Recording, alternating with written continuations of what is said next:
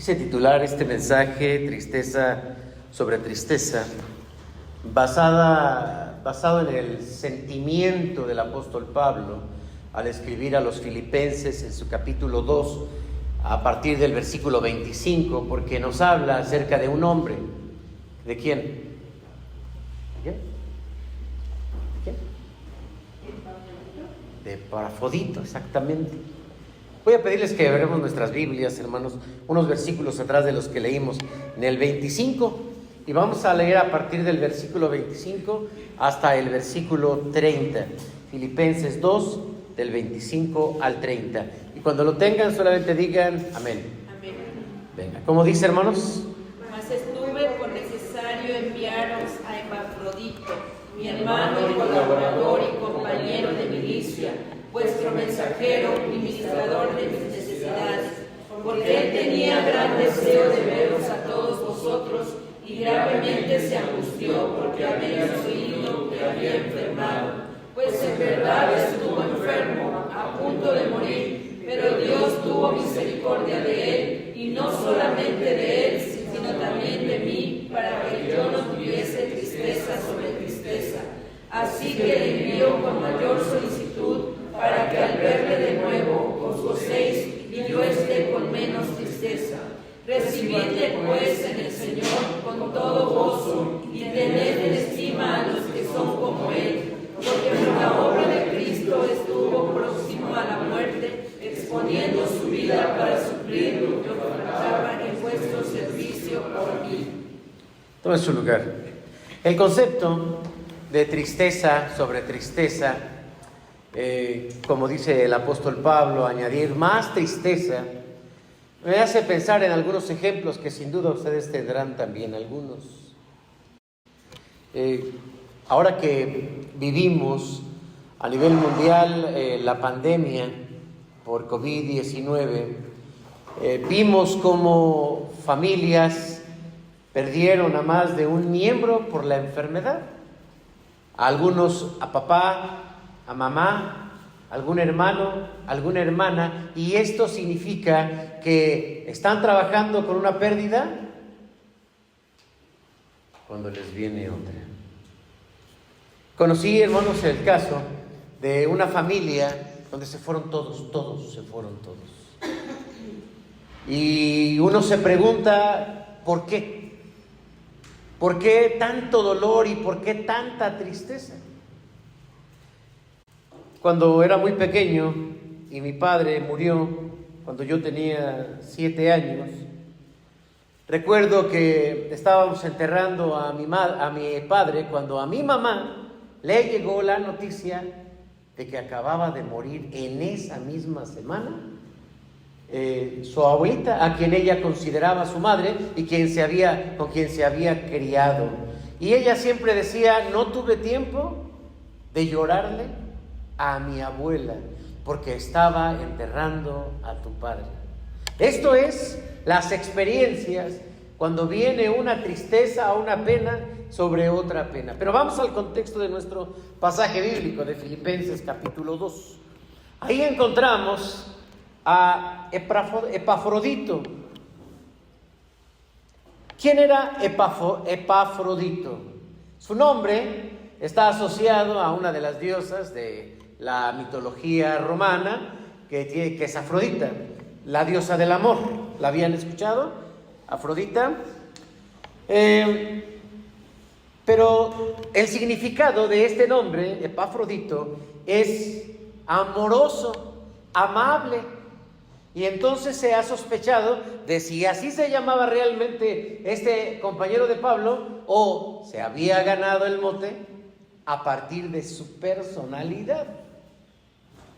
La tradición dice que aunque su nombre no está en la lista de los 12 apóstoles, tampoco está en la lista de los diáconos, ni siquiera en los grandes líderes que acompañaron al apóstol Pablo, como Timoteo, Tito. Muchas gracias, hermano.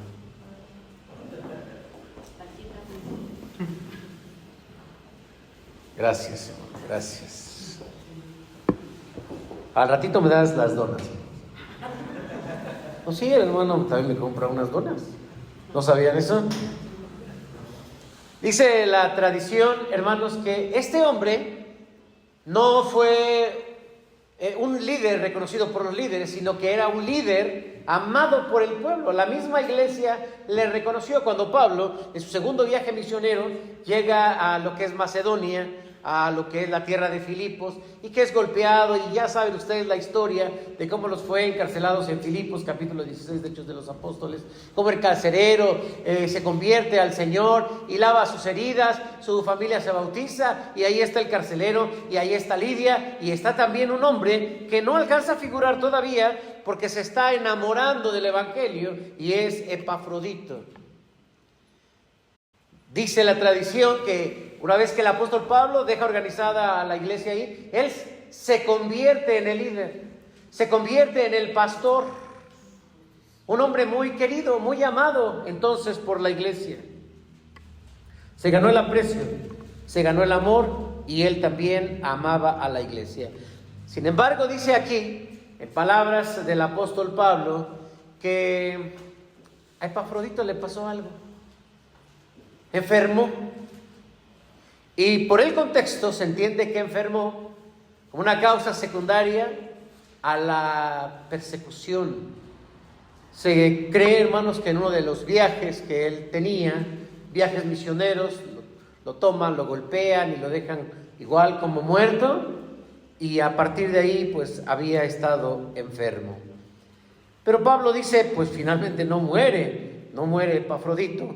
Por lo tanto, él le da gracias a Dios. ¿Por qué? Porque Dios tuvo misericordia de Epafrodito, pero también tuvo misericordia de Pablo, que es una tristeza. Él dijo, para que no se añadiera tristeza sobre tristeza. ¿Qué es una tristeza? Una tristeza, hermanos, es una emoción. Hay 4 emociones básicas en el comportamiento del ser humano, que es la alegría, la tristeza, el miedo y el enojo. Estas pueden ser medibles por lo que en nuestra sangre puede circular de los neurotransmisores que bajan de nuestro cerebro, como la dopamina. Se dice que cuando amanece uno se pone más contento porque hay luz, entonces hay endorfinas y uno se motiva y está contento. Pero a lo largo que pasa el día hay gente que se va decayendo, hay algunas flores que así la han visto, que se va apagando la luz y se van cayendo y otro día otra vez se levantan. Bueno, hay personas así que se mueven en su ánimo. Las emociones. Entonces, la tristeza es una pena, pero Pablo hace referencia al dolor de una pérdida. Pablo perdía, ¿a quién perdía? A un amigo. Pablo perdía a un amigo, a un hermano, pero también a un colaborador. Qué difícil, hermanos, que si nos ponemos a pensar en el valor de la función que él estaba cubriendo. Porque poco se sabe, hermanos, de hombres que lograron tanta aceptación de la iglesia. Eso es bonito. Imagínense, alguien viene y dicen, el presbiterio acaba de enviar a este pastor para que lo reciba. O sea, José Luis Cepeda, ¿no? Así, lo mandó el presbiterio. Pues sí, ya lo mandaron, pues ya qué. No nos dieron a escoger. Pero qué difícil o qué bonito, hermanos, es, y qué poco se vive eso, que alguien se levante de la iglesia con autoridad y con reconocimiento, con aprecio, y se gana el lugar de un pastor, y se le quiere como a un pastor, y se le ama como al pastor. Hoy estuve en la iglesia El Mesías. Hace unos 4 meses formamos una comisión para buscar pastor, y finalmente la comisión regresó y dijo, no hay pastores. Es difícil encontrar en este momento pastor. Sí, hermanos, cuando hay pocos y esos pocos por alguna razón se van, se acaban, es una pena. Y este es el significado La tristeza es el resultado por el significado que le damos a las personas que se van. Cuando estaba yo en el seminario, nos contaron la historia, la pena que vivió una mujer. Ella estaba en casa con su bebé y lo estaba bañando. Entonces, su otro hijo mayor se cae por las escaleras y ella corre y no se da cuenta que dejó al niño en la tina.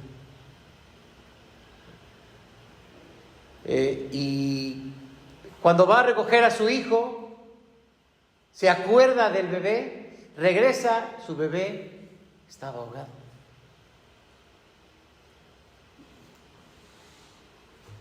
¿Han escuchado ustedes algún caso en los que parece que una pena no es suficiente para una persona y le viene otra?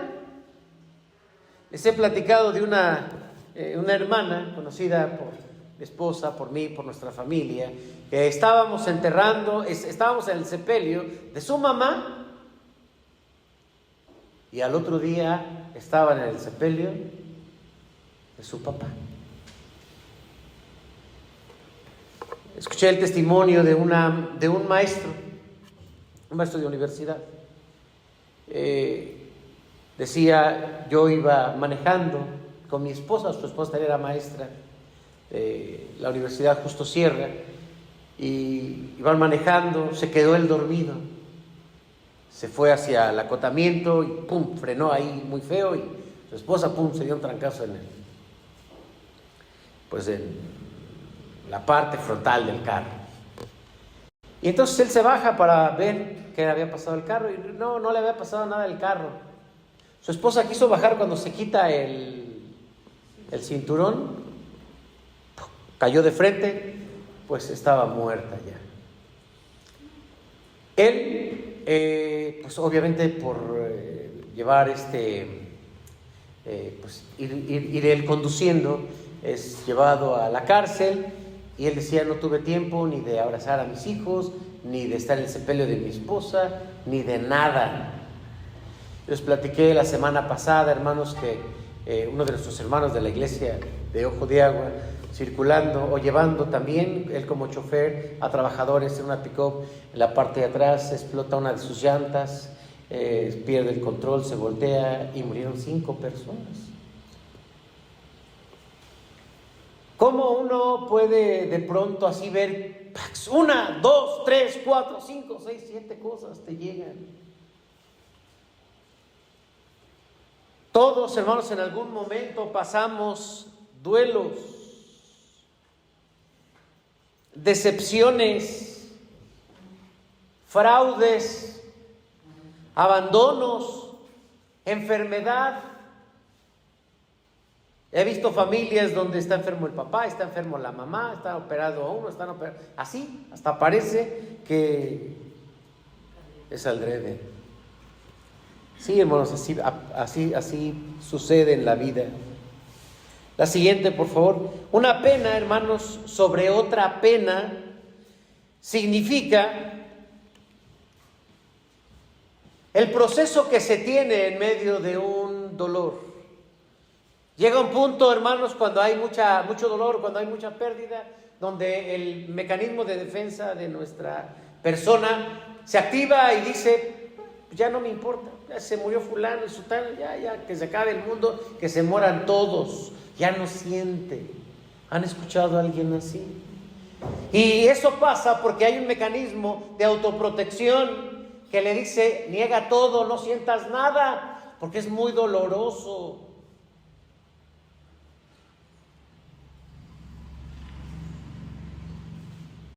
Hay duelos difíciles, hay duelos donde una persona se atora. De hecho, se dice, hermanos, que la mayoría de nosotros no elaboramos unos duelos bien y vamos acarreando duelos a lo largo de nuestra vida.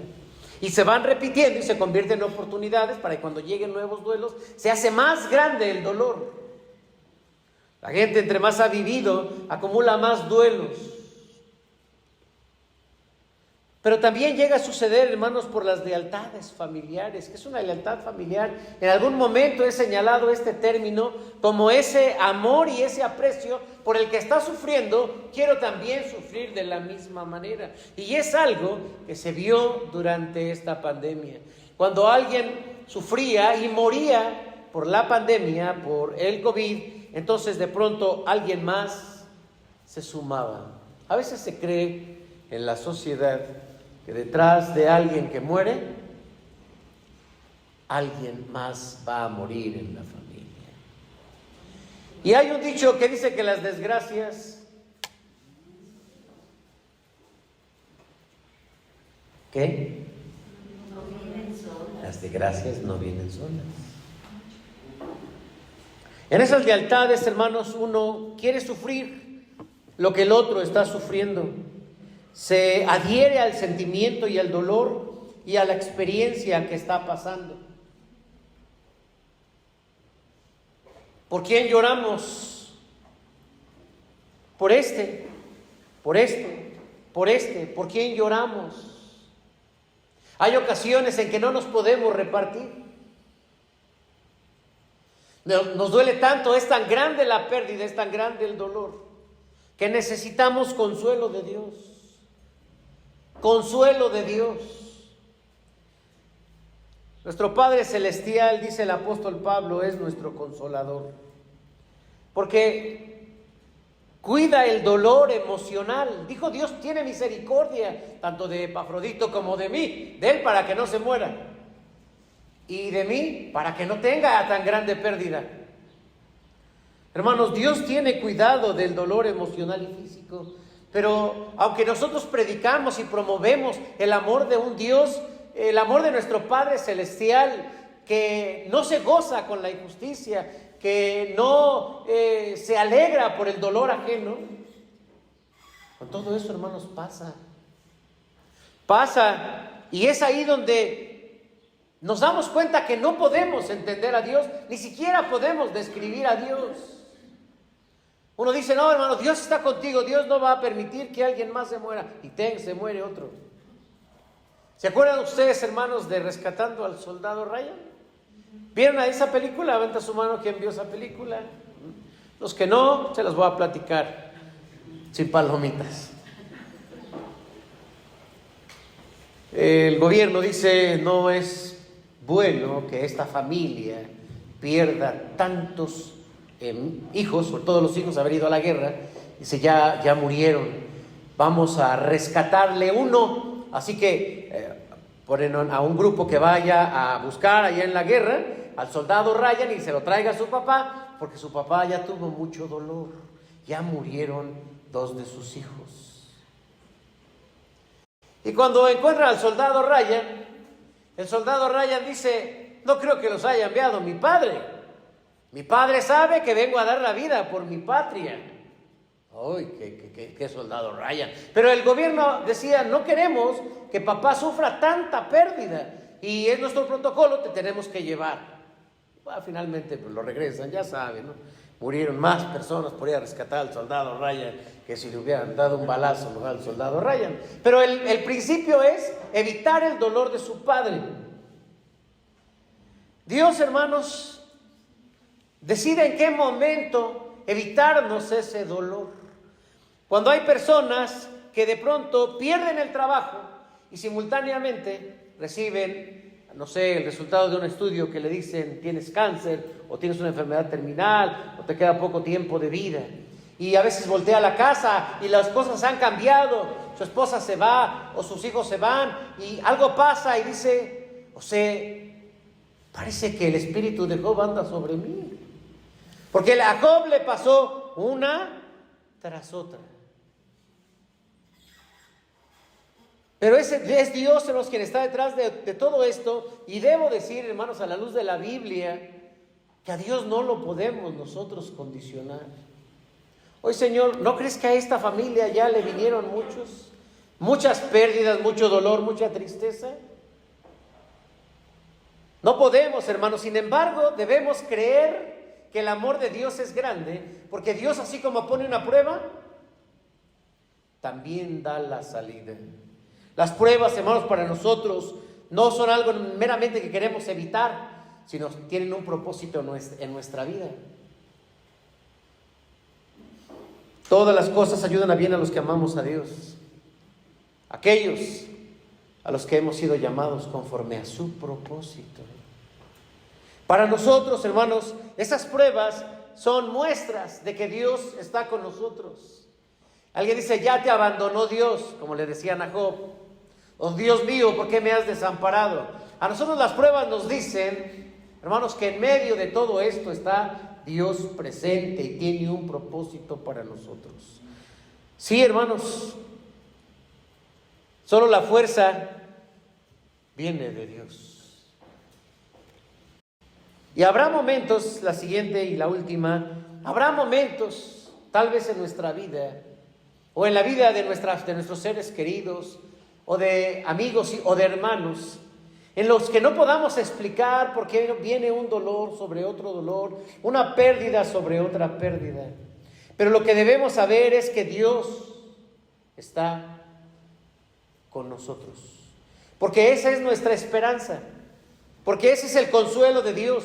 Y si el Espíritu Santo, hermanos, nos ha permitido estar hasta el día de hoy, no es porque seamos mejores. A nuestro alrededor muchos se fueron, muchos murieron, muchos están sufriendo. Y no es porque somos mejores y nos va bien, tenemos trabajo, nos quiere la gente. No, hermanos, es por la gracia de Dios. Quiera el Señor que en todo momento Él nos dé esta fuerza y esta esperanza. ¿Quieren cerrar sus ojos, por favor?